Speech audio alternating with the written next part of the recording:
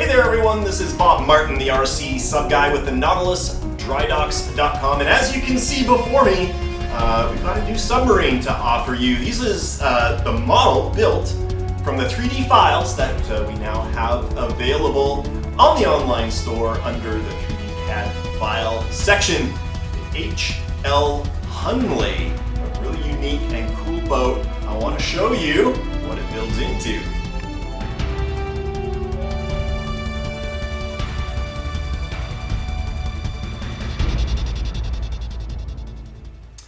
So the Hunley was a Confederate submarine, the very first submarine that successfully sunk a ship in a time of war.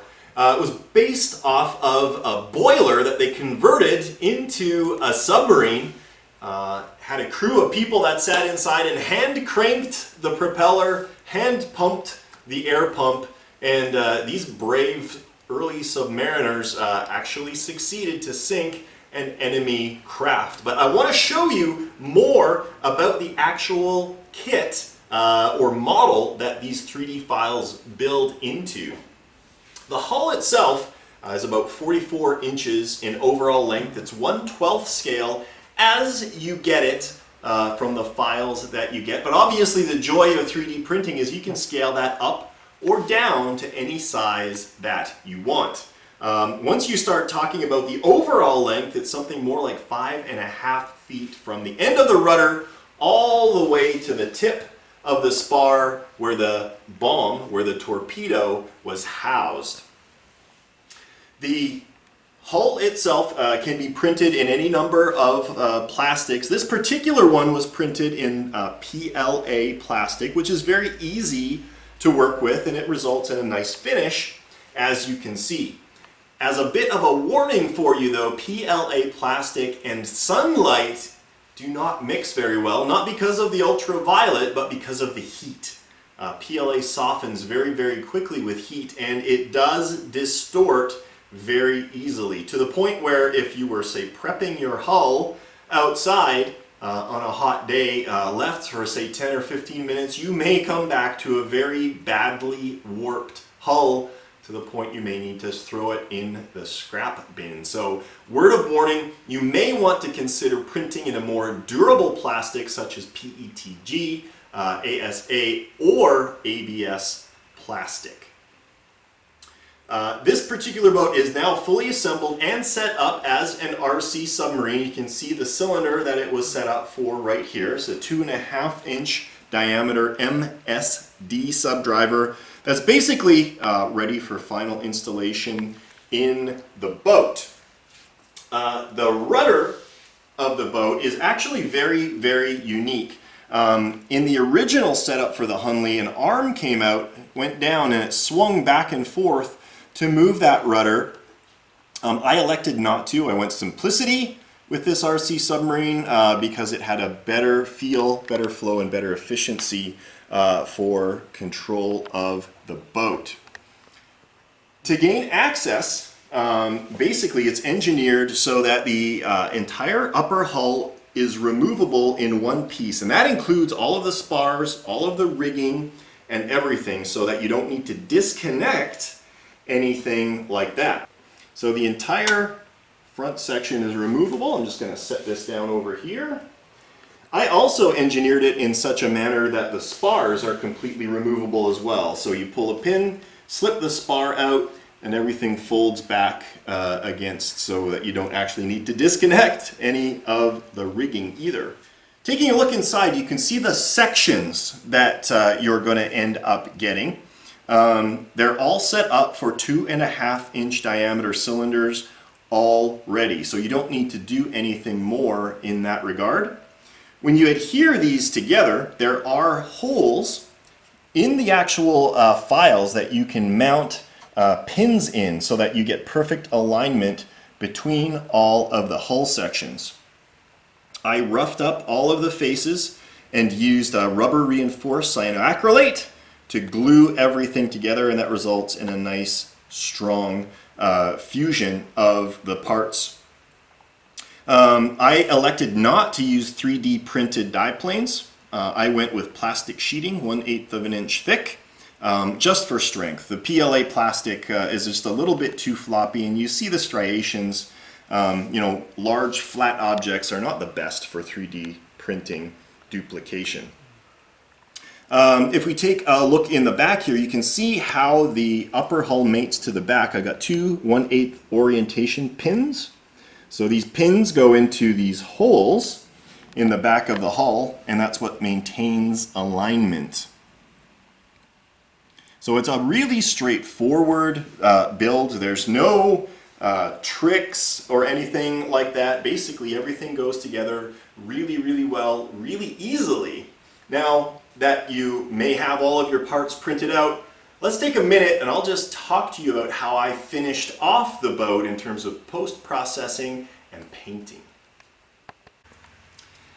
So the hull sections actually mate to each other quite well, and there's not a lot of filling and sanding that needs to be done. But if you do elect to do it, you're going to use a high quality automotive filler.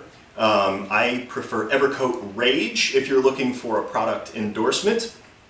Once you get to the very final, fine scratch filling, you're going to be looking for something like Nitrostan or a glazing putty to fill those up. So basically the entire hull was rubbed down with coarse grit sandpaper followed by fine grit sandpaper, and that helps to remove the striations. If you do print in something like ABS, you can use acetone, and that will actually melt the outside and smooth it down for you. The entire model was primed with a high quality primer, and then the base coat was black. After the base coat was finished, I washed the entire thing in a very light gray, and you can see where it gathered all around the rivet heads there. It adds a really neat antiqued look to it. As I mentioned, the Hunley was built off of a cylindrical boiler, and they just basically added these spacers to make it more oblong. So this is, for all intents and purposes, a big steam boiler made of wrought iron, and that's why you have a black finish on it that ends up getting weathered naturally in the elements. After I did the wash, I moved on to a diluted solution of rust and just basically touched all of the seams and rivets. All of the paint that I used, by the way, was acrylic, and what that allowed me to do was to mist the entire thing down with water, and then as you touch the paint, it flows nicely into all the nooks and crannies. So big fan of acrylic paints. By the way, these hatches are all fully functional as well, and you could set them up for some really neat detail inside if you wanted to as well. All of the vents on the top and the drains on the bottom are also part of the 3D files as well. One last thing that I will talk about is the snorkel intake here. Now on the real boat it would actually lay flat, and this is how the boat circulated air through the interior for the crew. They would have an intake and an output.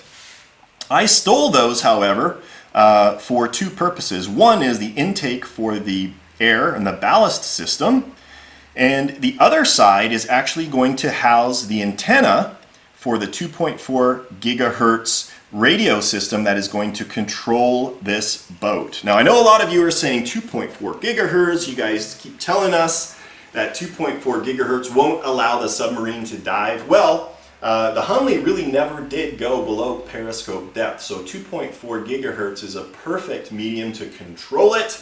That antenna will simply remain above the waterline, and you'll retain control of it at all times. I'm going to drop a little bit of a hint here for you. The Nautilus Dry Docks, in conjunction with various experts in electronics and the RC submarine hobby, are working right now on a 2.4 gigahertz solution that will allow control of your boat while submerged. Stay tuned for more information about that. Well, there you go, everyone. HL Hunley Confederate submarine, very first submarine to sink an enemy in battle. 3D files are now available on the nautilusdrydocks.com. Download them, print them out, build your own submarine. It's pretty awesome, and honestly, Even as a static display, this model would make an excellent centerpiece to any home or office for any serious collector of historical memorabilia. So that's it. Again, my name's Bob Martin, the RC sub guy with the NautilusDryDocks.com. I hope you enjoyed this new product. If you have any questions, comments, I would love to hear from you. You can email me anytime at bob@rc-sub.com. That's all it for now, and thanks for joining me. See you next time.